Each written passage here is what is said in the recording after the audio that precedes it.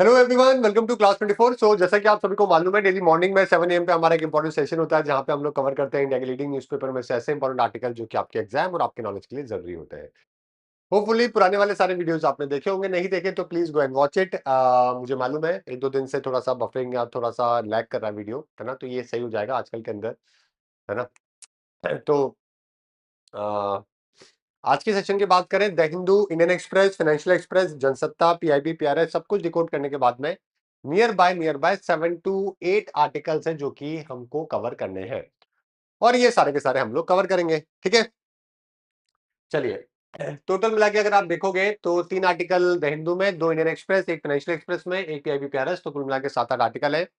Coat of the day है, one clear reason can defeat है 100 lazy excuses. सही बात है ना। देखो, मैंने कल भी आपको एक बात समझाई थी कि आपको जिंदगी के अंदर एक मोस्ट इंपॉर्टेंट चीज चाहिए होती है जो कि आपका गोल, कि आपको करना क्या है, क्यों करना है। अगर आपका एक क्लियर रीजन है ना, तो ये क्लियर रीजन आपके 100 ऑफ एक्सक्यूजेस को दूर कर देता है। आप कितना ही एक्सक्यूज बना लो, कई बार आपका मन करता है मेहनत करने का, क्यों? क्योंकि आपके पास में एक क्लियर गोल है। मुझे फैमिली को सपोर्ट करना है, मेरे को खुद की लाइफ को इंप्रूव करना है, मुझे ट्रैवल करना है, या मेरे को अपनी लाइफ में अपने आप को थोड़ा बेहतर देखना है।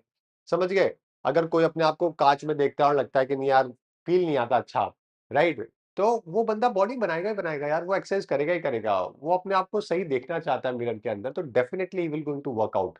समझ गए?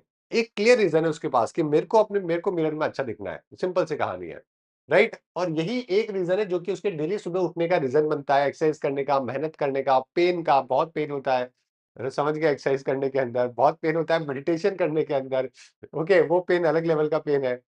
तो ये सब इंसान तब करता है तब उसके थोड़े क्लियर आपके पास में रीजन होते हैं, और ये रीजन आपको बनाने पड़ते हैं। कुछ ऐसा नहीं होता कि अपने आप ये रीजन है जो कि बन रहा है कहीं से जाके। समझ गए? तो ये बातों का थोड़ा सा ध्यान रखिए और things will be better in life. But आपको कुछ रीजन बनाने पड़ेंगे अपने। एक अच्छा रीजन होगा, इंपॉर्टेंट होगा आपके लिए जिंदगी में। आपका कुछ ऐसी जबरदस्ती कोई रीजन बना लिया तो नहीं कर पाओगे। जेन्युइनली रीजन होना चाहिए, ठीक है। ऑलराइट, और हमारे पास सबके पास होता है, ये मत बोलना कि ऐसा रीजन नहीं है ना। हो सकता है आप अंबानी अडानी की फैमिली से हो तो बात अलग है, अदरवाइज तो मेजरली तो रीजन होते ही होते हैं। ये 360 डिग्री मैगजीन है, उमंग आप लोगों के लिए मंथली मैगजीन है फॉर रिवीजन। आप अपना अच्छा रिवीजन है जो कि यहाँ से कर सकते हो, है ना, ताकि आपको नोट्स बनाने की जरूरत नहीं पड़ेगी डेली। आज का फ्रंट पेज की बात करें, सबसे पहले तो 8 लोगों को राम टेम्पल फंड केस में जुडिशियल कस्टडी के अंदर भेजा गया, इसके बारे में बात करेंगे। आप सबको मालूम ही है, चंपत राय जी है ये दोस्तों, चंपत लगाने इन्होंने भी काफी चंपत है जो कि लगाई है चंपत राय जी ने। ये चीफ थे ट्रस्ट के, कंस्ट्रक्शन के टाइम पे, आपको 2023 के टाइम पे देखने को मिलेंगे। और इन्होंने लगाया नहीं लगाया, खैर वो मैटर अलग है, लेकिन अभी तो क्या मैटर पेंडिंग में है, तो हम किसी को जज नहीं कर सकते कि ये फ्रॉड हुआ है कि नहीं हुआ है। बट जो अभी के एविडेंसेस या अभी के जो माहौल है देखने को, उसमें फ्रॉड तो हुआ है, स्कैम तो हुआ है। अब किसने किया है, सवाल ये है। हुआ तो है, अब किया किसने, वो सवाल है। ऑब्वियस बात है, जो चीफ होता है उसके ऊपर फिर सवाल तो उठते ही है ना। यहाँ पे ऑपरेशन सिंदूर में जो हमारे 6 जवान शहीद हुए थे, उनके नाम है जो कि रिलीज करे गए हैं। ईरान ने वापस से अपने रीअसेट किया है स्टेट ऑफ हॉर्मुज को रिकंट्रोल करने के लिए, इसके बारे में बात करेंगे। और सीबीएसई ने अभी वापस से पीछे अपना स्टेप ले लिया है लैंग्वेज को लेकर, फ्री लैंग्वेज को लेकर, उसके बारे में बात करेंगे। ये 3 इंपॉर्टेंट इश्यूज है जो कि हम लोग डिस्कस करने वाले हैं। 6 करोड़ नाम है जो कि एसआईआर में हटा दिए गए हैं अभी तक, फर्स्ट ईयर ऑफ एसआईआर में। बाप रे, 6 करोड़! बहुत ज्यादा बड़ा नंबर नहीं है ये 6 करोड़? यानी कि इतने लोग लोकसभा में वोटिंग कर चुके थे पहले। ये भी अच्छी बात है। खैर, आगे बात करते हैं। यहाँ पे अगर आप देख सकते हो तो 80 लाख रिकवर करे गए हैं इन लोगों के घरों से। अब आप देख सकते हो, जो 8 लोगों को पकड़ा है, इनके पास में 80 लाख रुपए मिले हैं। इतनी तो कोई सैलरी थी भी नहीं इनकी, इतने पैसे कहां से आए? तो ये प्रोसिक्यूशन ऑफिसर का कहना है। ठीक है, इनका बहुत ही क्लोज टाई अप था टेम्पल के ट्रस्ट के चीफ के साथ में, जिनका नाम है चंपत राय। तो चंपत राय भाई साहब चंपत लगा गए। ठीक है, वीएचपी जो है, विश्व हिंदू परिषद, उन्होंने डिनाई कर दिया रिपोर्ट कि उनके चीफ रिजाइन करने वाले हैं इस मुद्दे के ऊपर। और लेट्स सी आने वाले दिनों के अंदर सुप्रीम कोर्ट के मॉनिटरिंग के अंदर इन्वेस्टिगेशन है जो कि कांग्रेस ने यहाँ पे डिमांड करी है। मेन डेवलपमेंट मैं आपको बता चुका हूँ, 80 लाख रुपए 8 अक्यूज्ड को मिले, अक्यूज्ड के अकाउंट में पाए गए, इनके पास में पाए गए, मतलब अकाउंट में, खैर कैसे पाए गए, अलग अलग जगह पे पाए गए। और इनका एफआईआर में नाम है जो कि आया, और उसके बाद में इनको जुडिशियल कस्टडी में भेज दिया गया। अच्छा, एक और इंपॉर्टेंट बात है, पुलिस कस्टडी नहीं है, जुडिशियल कस्टडी है। दोनों के बारे में फर्क भी समझेंगे। चलिए, तो यहाँ पे एलिगेशन जो है वो ये लगाए गए कि जो डोनेशन दिया गया है डिवोटीज के द्वारा राम टेम्पल के अंदर, वो मिस अप्रोप्रिएटली यूज किया गया, जबकि उस पैसे को डिपॉजिट करवाना चाहिए था ट्रस्ट के अकाउंट के अंदर। ठीक है। अक्यूज कौन है? अक्यूज रिपोर्ट के हिसाब से अक्यूज जो है वो एम्प्लॉय है या फिर वो लोग हैं जो कि एसोसिएटेड है टेम्पल के ट्रस्ट के साथ में, जो हैंडल करते हैं डोनेशन के कैश को, वैल्यूएबल्स को। तो यहाँ पे चोरी का, क्रिमिनल ब्रीच ऑफ ट्रस्ट का, चीटिंग का, क्रिमिनल कॉन्स्पिरेसी का, ये सारे चार्जेस है जो कि लगाए गए हैं। प्रीलिम्स इंक्वायरी के बाद में पहले एफआईआर दर्ज करी गई और एक स्पेशल इन्वेस्टिगेशन टीम में एसआईटी है जो कि इसके अंदर बनाई गई है। ऑलराइट। फर्स्ट इंफॉर्मेशन रिपोर्ट आपको मालूम ही है, फॉर्मल कंप्लेन होती है कोई भी क्रिमिनल इन्वेस्टिगेशन को पता करने के लिए। फर्स्ट इंफॉर्मेशन रिपोर्ट, फिर क्या होती है, जांच पड़ताल होती है, फिर एक फाइनल रिपोर्ट बनती है, एफआर जिसको कहते हैं, और उसके बाद में कोर्ट कचहरी के अंदर जाके उसके बारे में चर्चा होती है। ठीक है। जुडिशियल कस्टडी के बारे में बात करें तो यहां पर जो अक्यूज होते हैं ना, उनको जेल के अंदर रखा जाता है under the order of A magistrate. Magistrate का ऑर्डर के बाद में जुडिशियल कस्टडी में कोर्ट के अंडर में उसको जेल में रखा जाता है। यहाँ पे पुलिस कस्टडी नहीं होती है। पुलिस कस्टडी में क्या होता है, पुलिस के पास में होता है बंदा, जेल में नहीं होता है बंदा। और पुलिस कस्टडी मैक्सिमम मैक्सिमम 15 दिनों तक ही अलाउ होती है। वैसे तो आप सबको मालूम ही है, पुलिस ने पकड़ा है तो 24 घंटे के अंदर अंदर आपको जज के सामने पेश करना पड़ता है। ठीक है। फिर जज आपको या तो पुलिस कस्टडी देगा या जुडिशियल कस्टडी देगा। पुलिस पुलिस कस्टडी का तो खैर कुछ ज्यादा लॉजिक बनता नहीं है मैक्सिमम। और जुडिशियल कस्टडी मिलती है 30 दिन की, मिल जाती है 60 दिन की मिल जाती है ना, जिसको जेसी कहते हैं। फिर वो बंदा जेल चल जाता है और या तो उसको बेल मिल जाती है या फिर उसको जेसी लग जाती है।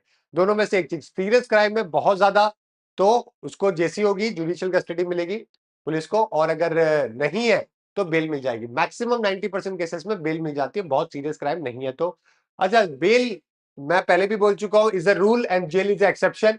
राइट। क्योंकि ऑलरेडी हमारे देश के अंदर 3 लाख लोग जेल में बैठे हुए हैं, जिसमें से 2 सवा 2 लाख 2.5 लाख लोग तो अक्यूज ही है, वो अभी तक कल्परेट भी नहीं हुए हैं। वो मतलब अभी तक उनके ऊपर केस सिर्फ चल ही रहा है, ट्रायल के ऊपर है अभी वो। तो वैसे भी जेल के अंदर जगह नहीं है, तो इसलिए अवॉइड किया जाता है। राइट। पुलिस कस्टडी मिलती है इंटेरोगेशन के लिए, जुडिशियल कस्टडी मिलती है डिटेंशन के लिए, और ये कोर्ट के सुपरविजन में होती है ना। फर्क समझिए दोनों के बीच में, बहुत कम बच्चों को पता होगा पुलिस कस्टडी और जुडिशियल कस्टडी। पुलिस कस्टडी के अंदर बंदा फिजिकल कस्टडी मिलती है पुलिस को इन्वेस्टिगेशन और इंटेरोगेशन के लिए। आप इन्वेस्टिगेट करते हैं, इंटेरोगेट करते हैं, एविडेंस की रिकवरी करते हैं, है ना। साथ में आपके कौन लोग शामिल थे उसके बारे में जानकारी होती है। कस्टडी पुलिस ही रखती है, अथॉरिटी इसमें भी जुडिशियल मजिस्ट्रेट ही देता है। 15 दिन तक की मिल सकती है फर्स्ट रिमांड के बाद में। हाँ, थोड़े थोड़े टाइम में जो है उसको कंटिन्यू भी किया जा सकता है पार्ट के अंदर, बट मैक्सिमम 15 ही दिन है अलाउ होते हैं। और वो भी मैजिस्ट्रेट के जाने के बाद में, ऐसा नहीं 24 घंटे में तो आपको हाबियस कॉर्पस मालूम ही है आपको, है ना, जज के सामने पेश करना ही पड़ेगा। लेकिन पुलिस क्या है, कई बार इंटेरोगेशन के लिए टाइम मांगती है, तो फिर जज है जो कि अलाउ कर देता है। उसके अंदर जो डिटेंशन होता है वो जेल नहीं होती है, पुलिस का लॉकअप ही होता है। पुलिस स्टेशन या पुलिस के लॉकअप में रखा जाता है। और इसके अंदर रिस्क ज्यादा होती है थोड़ा, इसीलिए थोड़ा अवॉइड करता है, जो कोर्ट भी जो है वो अवॉइड करता है जुडिश पुलिस कस्टडी देने के अंदर। लॉयर अलाउ होता है। और बेल मिलेगी नहीं मिलेगी डिपेंड करता है नेचर के ऑफ केस कैसा है। कंट्रोल जो होता है वो पुलिस के पास ही होता है, और ये अर्ली फेजेस इन्वेस्टिगेशन में यूज किया जाता है। अगर हम जुडिशियल कस्टडी के बारे में बात करें तो इसमें जेल में रखा जाता है under the custody of court, court के अंडर के अंदर।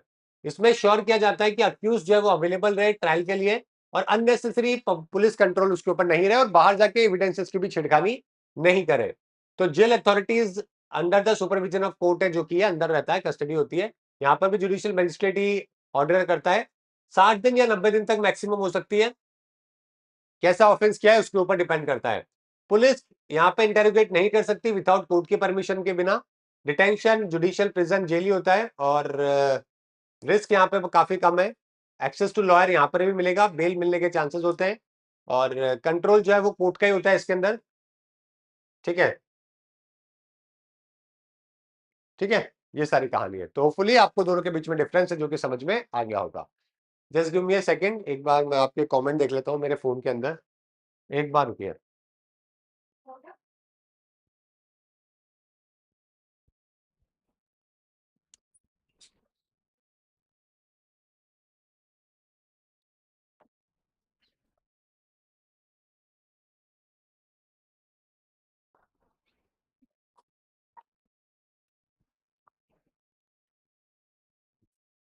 ठीक है वॉल्यूम?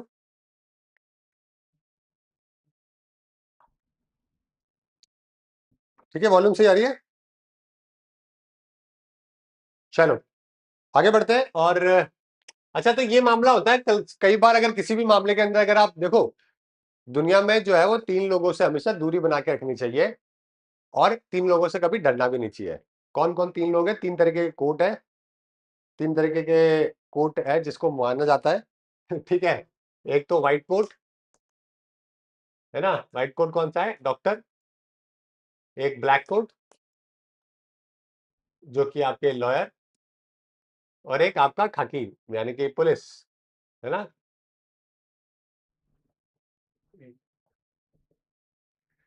इन तीनों से इन तीनों से दूरी बनाने का मतलब ये नहीं है कि इनसे दोस्ती नहीं होनी चाहिए या इनसे बिल्कुल ही दूर रहना चाहिए, ऐसा नहीं होता। ये अच्छी बात है, अगर आपके दोस्त है पुलिस में, लॉयर अच्छा दोस्त है, अगर आप डॉक्टर अच्छा दोस्त है, तो ये आपको जिंदगी में बड़े काम आते हैं, अच्छी बात है।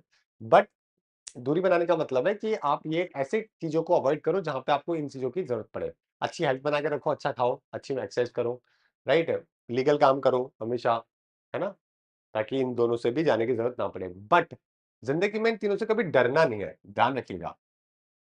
कोर्ट कचहरी जो है ना, कोर्ट कचहरी हमेशा लगा रहता है। पुलिस स्टेशन में लोग बेचारे घबरा जाते हैं, पैसे दे जाते हैं, बहुत सारे इश्यूज होते हैं। कभी भी डरना नहीं चाहिए। को दो पुलिस स्टेशन जाना है, आराम से जाओ, कोई दिक्कत नहीं है, बिंदास जाओ। आपको जिंदगी में जाना ही पड़ेगा 2-4 बार तो, भारत का सिस्टम ही ऐसा है। ठीक है, तो पुलिस स्टेशन में कभी घबराने की कोई बात नहीं है, जाओ। कोर्ट कचहरी से कभी डरा मत किया करो। अगर आपका कोई राइट है ना, तो लड़ना पड़े तो लड़ो, कोई दिक्कत नहीं है उसके अंदर।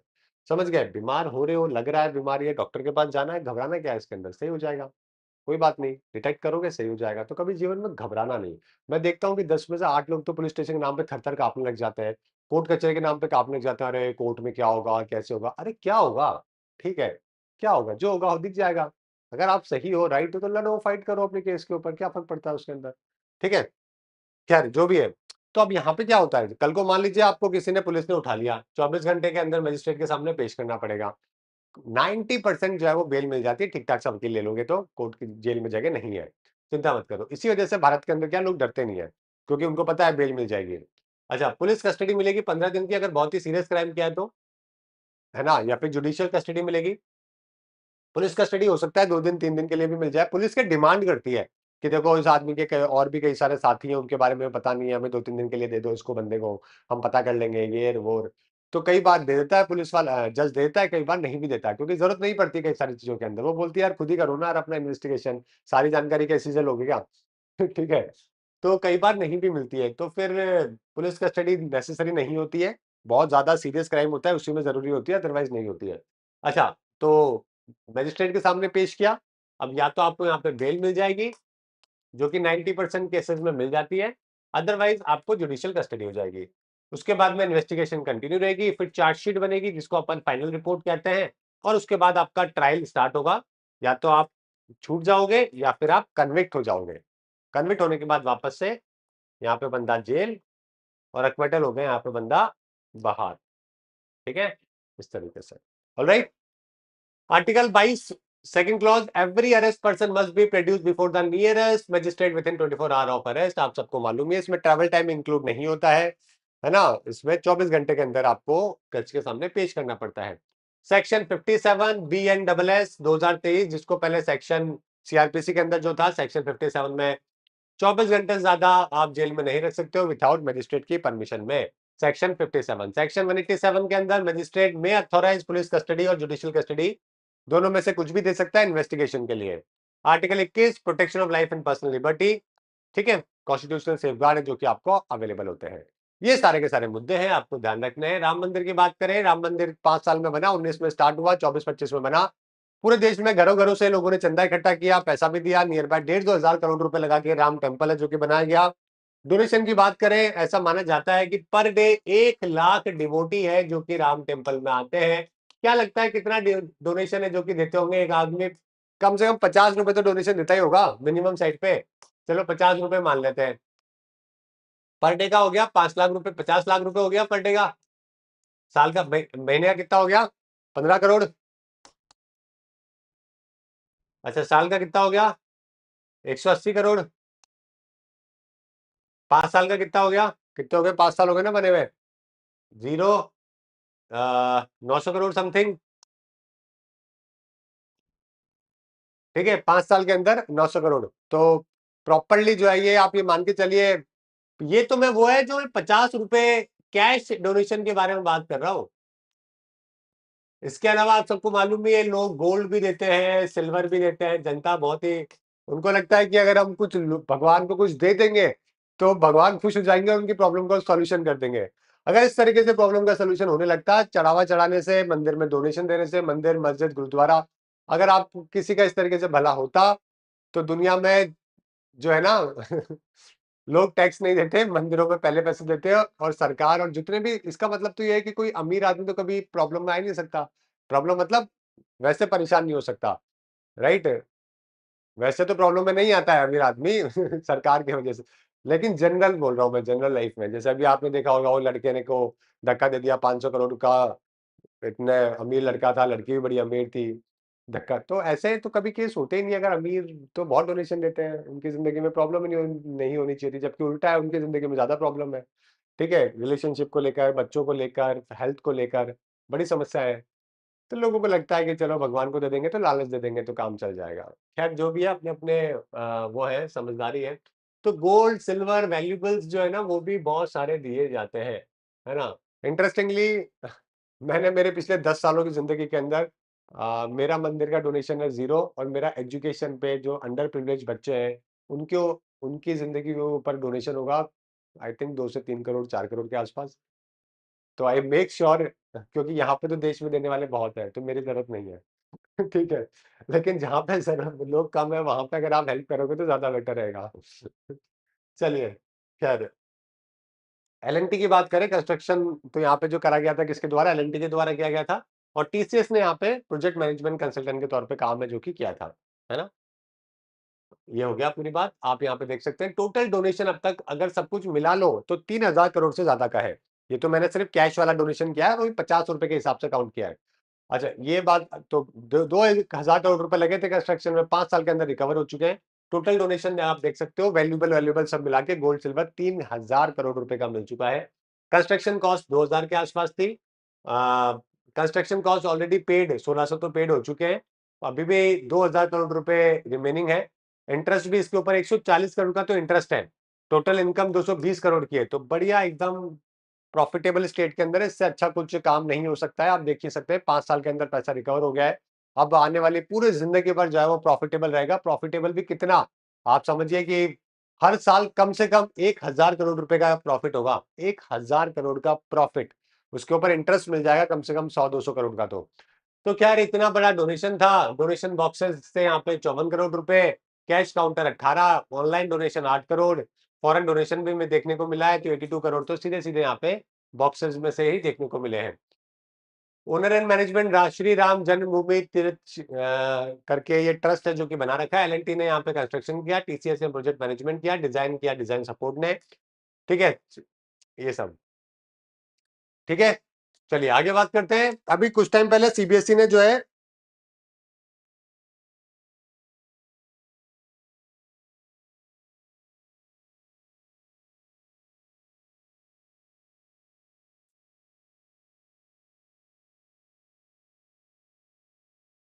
हाँ वो तो है ही जितेंद्र, यहाँ पे देखो यार, क्या है कि जो भी अथॉरिटीज के खिलाफ बोलता है, अथॉरिटीज कुछ ना कुछ जो है ना वो जुगाड़ करने चालू कर देती है। सेम केस है। देखो, ये जो केस है खान सर का, और ये दूसरे जो एक और सर है ना, बिंदु सर, जो उनका केस है, तो देखो उसमें जितने क्लियरली जो चीजें देख रही है, कोई भी समझदार इंसान होगा उसको समझ में आ जाएगा कि खान सर किसी भी तरीके से अक्यूज्ड नहीं है, पूरी तरीके से फंसाया जा रहा है। राइट, एक जो चीज गलत हुई है वो यही हुई है कि उनका जो ब्रदर है, उनके वहां पे उनकी डेथ हो गई, वो बहुत ज्यादा एक गलत इंसिडेंट है जो कि हुआ है। लेकिन वो इंसिडेंट किस वजह से हुआ है, क्या हुआ है, उसकी इन्वेस्टिगेशन बनती है, प्रॉपर्ली होनी भी चाहिए, कौन उसके वजह से जिम्मेदार है, या फिर वो अपनी हेल्थ के कारण की वजह से ऐसा हुआ है। और किसी के भी कोई भी घर में ट्रेजेडी होती है तो वो इक्वली इंपॉर्टेंट होती है। बट अगेन, जिस तरीके से फ्रेम किया जा रहा है ना सारी चीजों को मिला के, तो वो ज्यादा डायरेक्टली दिख रहा है। देखो, जब तक पूरी इन्वेस्टिगेशन नहीं होती है किसी को नहीं पता कि रियलिटी क्या है। पुलिस को इसीलिए सैलरी मिलती है, इसीलिए सैलरी दी जाती है। बट अभी तक के जो चीजें देखने को मिलती है ना, उससे सीधी सीधी बात है कि आंसर और इन सबको फ्रेम किया जा रहा है ना, बलि का बकरा बनाने की कोशिश की जा रही है, ताकि जो इन्फ्लुएंस है सोसाइटी के अंदर या वहाँ पे लोकल बच्चों के अंदर, या जो राइट्स को लेकर जो बातें बोली गई हैं या जो बच्चे समझते हैं, उन सब चीज़ों को सप्रेस किया जा सके। तो ये सीधे-सीधे क्लियरली दिख रहा है वैसे तो, वो वाली कहानी है। खैर जो भी है।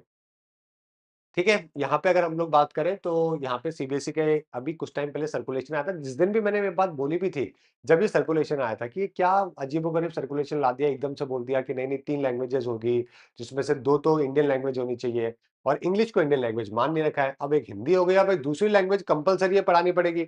अब 3 लैंग्वेजेज़ अगर ये हो जाती है तो 2 तो नेटिव हो जाती है, नेटिव का मतलब आप मान लीजिए साउथ इंडिया में तो ठीक है, साउथ इंडिया में तो एक हिंदी हो जाएगी, प्लस एक उनकी लोकल लैंग्वेज हो जाएगी, साउथ इंडिया में तो चल जाएगा काम। लेकिन नॉर्थ इंडिया में जहाँ पे बात करें, जहाँ पे नेटिव लैंग्वेज हिंदी ही है, तो एक हिंदी होगी, प्लस फिर एक संस्कृत होगी, प्लस फिर एक इंग्लिश चलती है। तो अगर किसी बच्चे को अगर मान लीजिए फ्रेंच, जर्मन ये कुछ भी सीखना है, तो वो तो 4th लैंग्वेज है। एक स्कूल 4 लैंग्वेजेज़ कैसे सिखा सकता है और कैसे बच्चे सीख पाएँगे, इतना टाइम कहाँ है?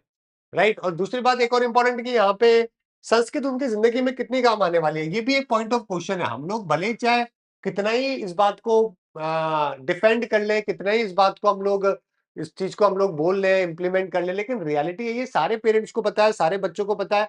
या तो आप संस्कृत को इतना इंप्रूव करो, फंड लगाओ उसके अंदर 5-10 हज़ार करोड़ रुपए का, उसको इंप्रूव करो, संस्कृत को एक्सेसिबल बनाओ, डॉक्यूमेंट्स बनाओ, रिसर्च करो, काम करो उसके ऊपर, इतनी अच्छी बनाओ कि उससे जॉब मिल सके, तो क्या वैलिडेशन बनता है यहाँ पे। नौकरी मिलेगी नहीं उस बच्चे को, तो इससे बढ़िया तो वो फॉरेन लैंग्वेज सीखेगा, कम से कम ग्लोबल सिटीजन बनेगा, बाहर जाएगा, कुछ काम करेगा। तो दोनों बातें एक साथ नहीं हो सकती है ना? वो हमें समझना है। कोई भी चीज को पैसा लगाना पड़ेगा, इंप्रूवमेंट करना पड़ेगा ताकि बच्चे उसको अडॉप्ट करें। अडॉप्शन फोर्सफुली नहीं होता, अडॉप्शन विल से होता है। तो खैर यहाँ पे यही था। अब प्रॉब्लम यही थी कि जो बच्चे फ्रेंच, जर्मन, स्पेनिश सीख रहे इतने सालों से, वो एकदम से उनकी बंद हो गई। अब एकदम से संस्कृत आ गई, तो उनके लिए चैलेंज हो गया था। तो सीबीएसई ने क्लैरिफाई कर दिया है कि जो स्टूडेंट करंटली 7वीं, 8वीं, 9वीं के अंदर है, वो कंटिन्यू कर सकते हैं फॉरेन लैंग्वेजेस को, जब तक ये बच्चे 10th तक नहीं आ जाते।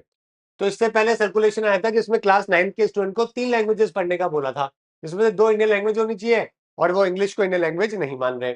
Existing student will not be forced to change. अभी क्या है, जो करंट में कल परसों जो ऑर्डर आया है उसमें बोल दिया गया है कि फॉरेन लैंग्वेज अभी बीच में चेंज करने की जरूरत नहीं है। और इससे एक और प्रॉब्लम होती, फॉरेन लैंग्वेज के जितने भी टीचर्स है स्कूल में, वो सारे बेरोजगार हो जाते, बच्चों की लैंग्वेज बीच में छूट जाती, नई लैंग्वेज एकदम से आ जाती, बहुत सारे चैलेंजेस आते हैं, समझ गए? तो वो खैर अच्छी बात है, इनको समझ में आ गया। 3 लैंग्वेज पॉलिसी ग्रेजुअली इंप्लीमेंट करी जाएगी। पहले इसको छठी में इंट्रोड्यूस किया जाएगा, फिर धीरे-धीरे 5 सालों में ये 10th तक पहुंचेगी। ऐसे ही तरीके से होता है। उस दिन भी हमने यही बात करी थी कि यार इसको इस तरीके से करना चाहिए था। पता नहीं सीबीएसई में कौन है पॉलिसी मेकर ये, पता नहीं सुबह रात को ऐसा लगता है कि कुछ कुछ डोज़ लिया रात को और सुबह के टाइम पे अरे बना के आगे करो पॉलिसी यार, कोई बात नहीं। फिर 12-1 बजे ना होश आता है, अरे! ये क्या कर दिया? अच्छा ऐसा हो गया क्या? हमने तो किया ही नहीं। अच्छा आपने ही किया था? ओहो! ध्यान नहीं रहा, कोई बात नहीं, इसको चेंज कर दो इसको। फिर अगली रात को अगली सुबह होती है, फिर रात होती है, फिर अगली सुबह वापस साइन करके कुछ भेज देते हैं। ऐसे कैसे हो सकता है यार, इतना पूरे देश में बवाल छोटी-सी मैटर के ऊपर कैसे कर सकते हो?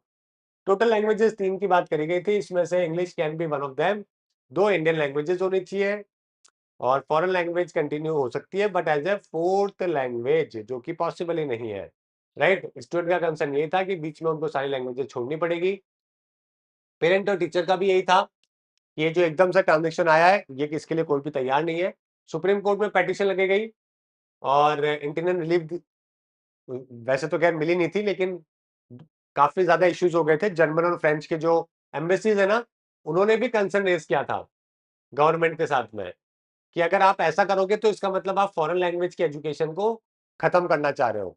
तो फिर इनके बाद में इंटरनेशनल प्रेशर बना, तो आके सीबीएसई को समझ में आया। 6 लाख बच्चे हैं जो कि भारत में फ्रेंच सीख रहे हैं, जर्मन सीखने वाले 1.5 लाख हैं। इम्प्लीमेंटेशन 5 साल के लिए बोला गया है कि अब, लेकिन कुल मिला के कहानी यही है ना, कि फॉरेन लैंग्वेज को एक तरीके से खत्म करने की कोशिश हो रही है। अब खत्म होगी तो फिर ये लोग भी बोलेंगे, फिर ठीक है ये बोलेंगे, फिर हम हिंदी भी कहीं पर भी नहीं पढ़ाएंगे बाद में, फिर वापस से वही नई लड़ाई चालू हो जाएगी, हिंदी वर्सेस फॉरेन लैंग्वेज। तो जिसको जो सीखनी है, जो जैसे सीखनी है अलाउ करो उसको, सिंपल सी कहानी है। एक लैंग्वेज लोकल होनी ज़रूरी है, वो रखो आप, कोई दिक्कत नहीं है। ठीक है? चलिए। और ये मेजरली इश्यू जो है वो उन्हीं राज्यों के अंदर है, जैसे साउथ इंडिया में तो वैसे भी हिंदी भी होती है, इंग्लिश भी होती है और एक लोकल लैंग्वेज होती है। 3 लैंग्वेज फॉर्मूला वैसे भी वहाँ पे चलता है।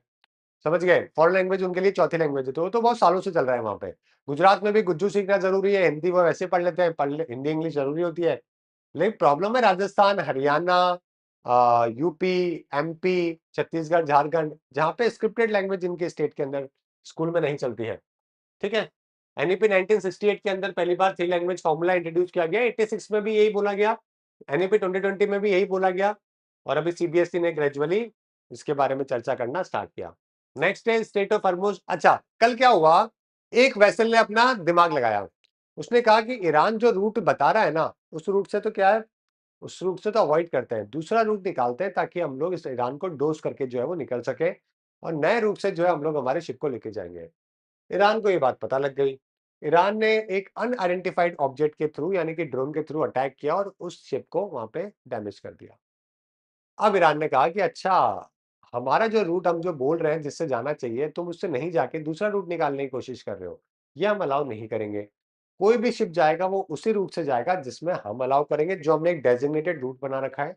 जहां से ही जाओगे, टोल भी लगेगा फ्यूचर में, पेट्रोलिंग भी होगी, इंश्योरेंस सब कुछ चेक किया जाएगा, यानी कि पूरी तरीके से जहां पे इस युद्ध से पहले ईरान को अपनी पावर का पता ही नहीं था कि वो स्टेट ऑफ हॉर्मुज को कंट्रोल कर सकता है, अब ट्रम्प के बेवकूफी के चक्कर में, इजराइल और यूएस की बेवकूफी के चक्कर में ईरान को समझ आ चुका है कि यहाँ का बादशाह मैं हूं, और अब पूरी तरीके से कंट्रोल है जो कि उसने कर लिया है। कोई भी शिप उसकी परमिशन के बिना पत्ता भी नहीं हिल रहा वहां से। सोचिए आप, ये तो वही वाली बात हो गई, हनुमान जी को अपनी पावर याद दिला दी गई। अब आप सोचिए ईरान कितना पावरफुल बन चुका है आज के टाइम पे, पूरे कितना इंपॉर्टेंट ग्लोबल चेक पॉइंट है स्टेट ऑफ हॉर्मुज, उसको कंट्रोल कर रहा है, राइट, और अपने पैसे भी रिकवर कर लेगा फ्यूचर के अंदर।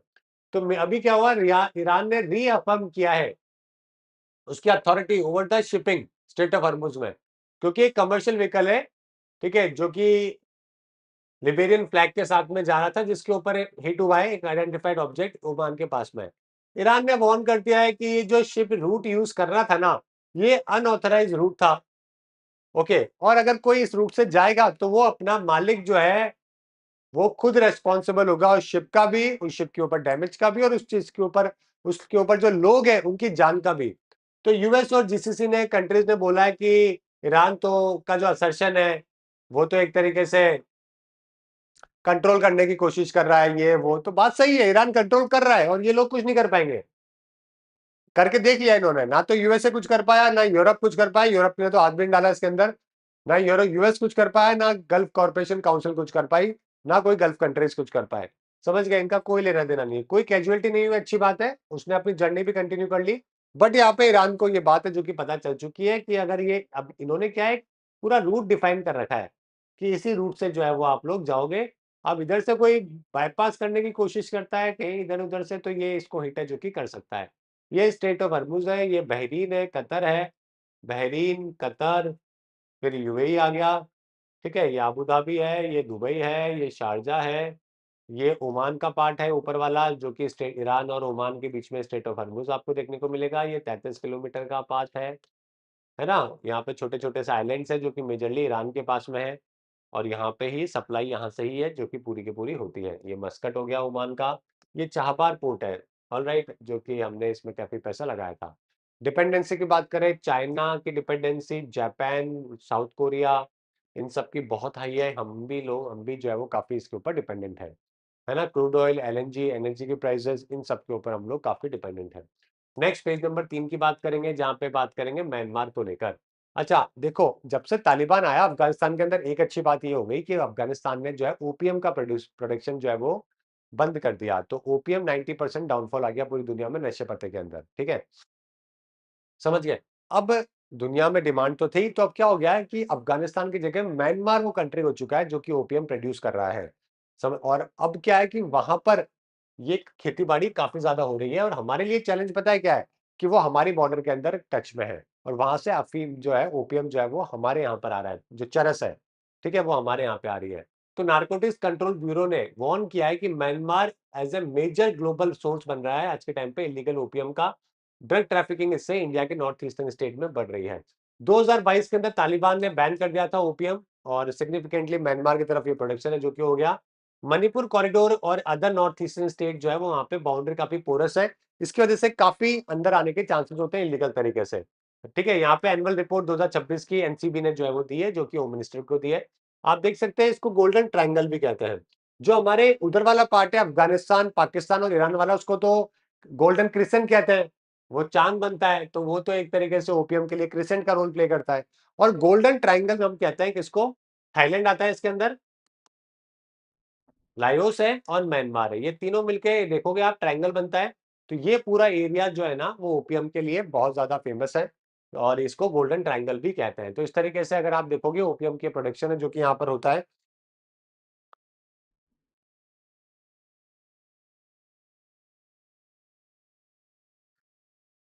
ठीक है, अफीम की बहुत बड़ी खेती है जो कि यहाँ पर देखने को मिलती है।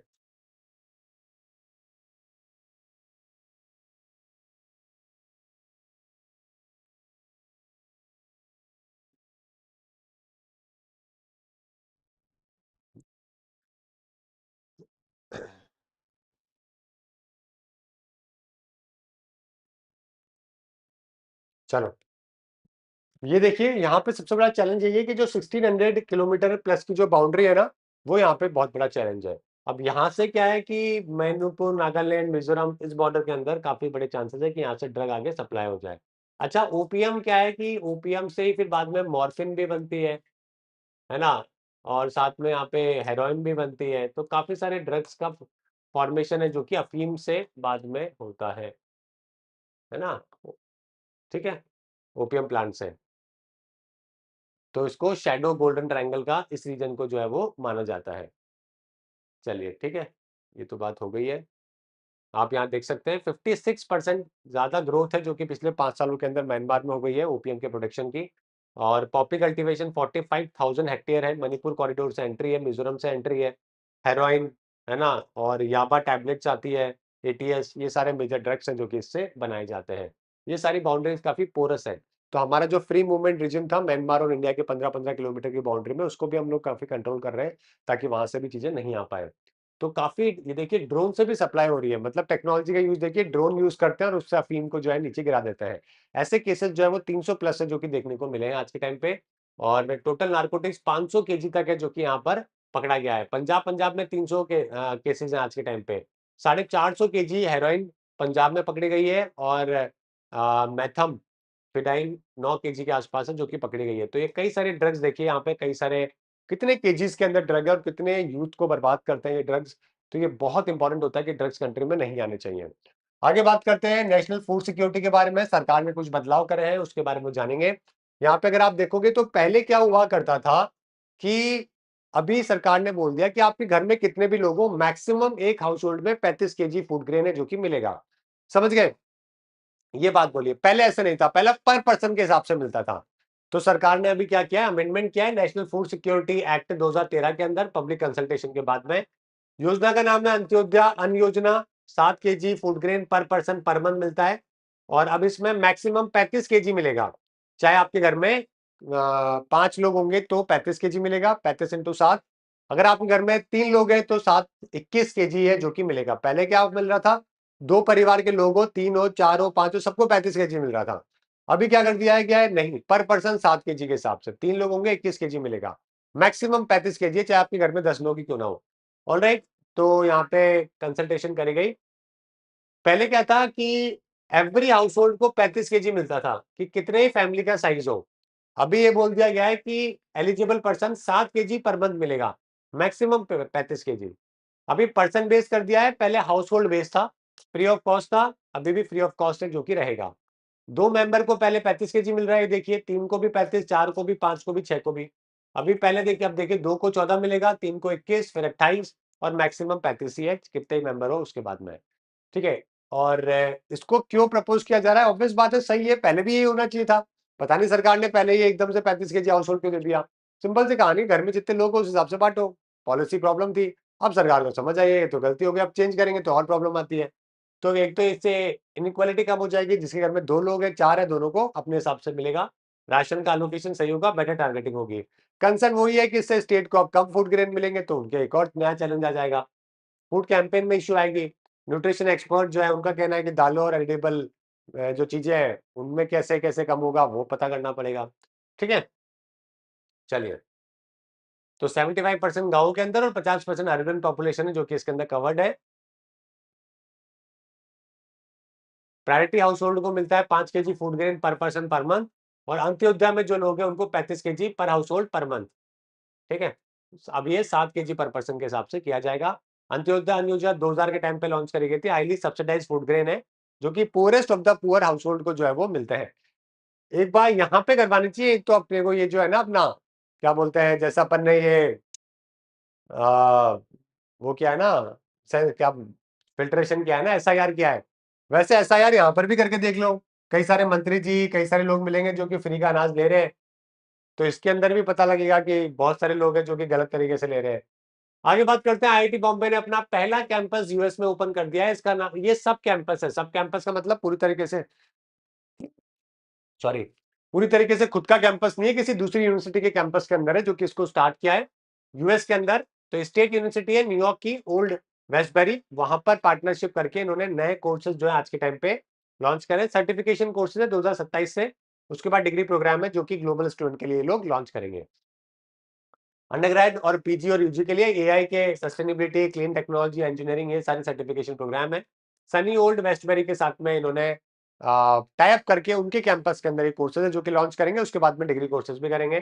क्यों किया है ऐसा, खुद का अलग से कैंपस क्यों नहीं बनाया, ताकि फिर वो लैंड वाला, कंस्ट्रक्शन वाला, वो सारे चीजें जो है वो नहीं हो, जल्दी हो जाए थोड़ा काम, इसलिए लॉन्च किया आईआईटी बॉम्बे ने। आईआईटी मद्रास ने तंजानिया के अंदर अपना इंडिपेंडेंट कैंपस भी आपको मालूम ही है, कुछ टाइम पहले अफ्रीका में भी लॉन्च किया था, काफी अच्छे से चल भी रहा है वो, ठीक है। चलिए आगे, इसराइल और लेबनान दोनों ने भी अभी एक पैक्ट है जो कि साइन किया है, ताकि सीज फायर को बढ़ावा, सीज फायर कर सके और आगे थोड़ा स्ट्रेटेजी बना सके।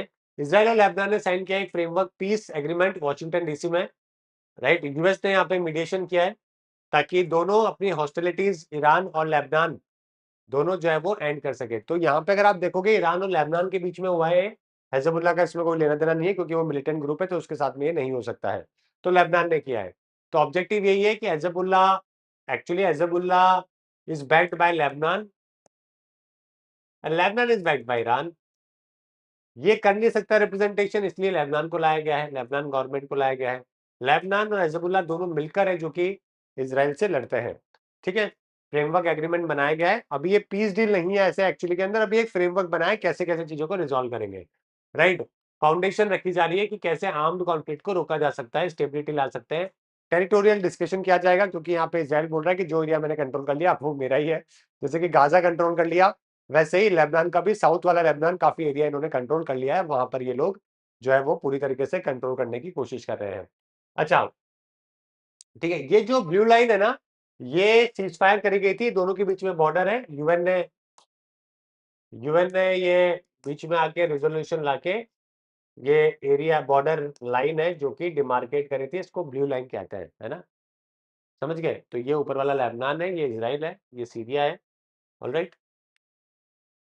अच्छा, अब यहाँ पे हिजबुल्लाह का भी कई सारा एरिया है, शिया मेजोरिटी। तो ये जो ग्रीन में आपको साउथ वाला एरिया, ये वाला बेरेट वाला और ये वाला, तो ये पूरा लेबनान के मैप में जो ये वाला जो पूरा एरिया है ना ग्रीन वाला, ये एरिया है जो कि हिजबुल्लाह ने कंट्रोल किया हुआ है। हिजबुल्लाह का एरिया ऑफ ऑपरेशन है जो कि माना जाता है। तो इज़राइल जो अटैक करता है ना, वो भी इसी एरिया में ज़्यादा करता है, और ये वाला एरिया तो जो है इसने काफ़ी हद तक कंट्रोल भी कर लिया है। तो यहाँ पर अभी उसी की सेना है जो कि बैठी हुई है। तो ये पूरा वेस्ट एशिया का मैप है।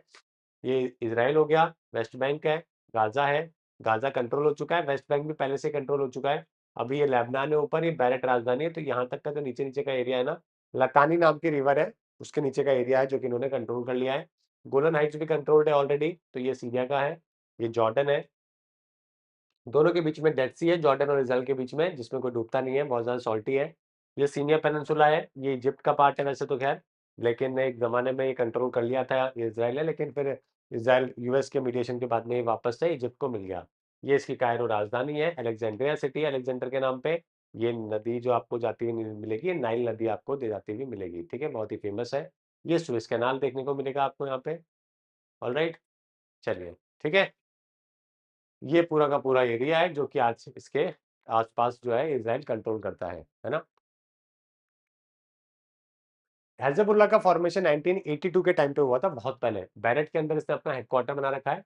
ये लेबनान की एक तरीके से शिया कम्युनिटी का काफ़ी इसको सपोर्ट मिला हुआ है, और पैसा जो है वो ईरान से मिलता है, हथियार भी ईरान से मिलते हैं। तो ईरान इसको पॉलिटिकल, फाइनेंशियल और मिलिट्री सपोर्ट है जो कि देता है, ऑलराइट। और ये ग्रुप जो है वो इज़राइल से लड़ने के अंदर लेबनान को काफ़ी मदद भी करता है ना।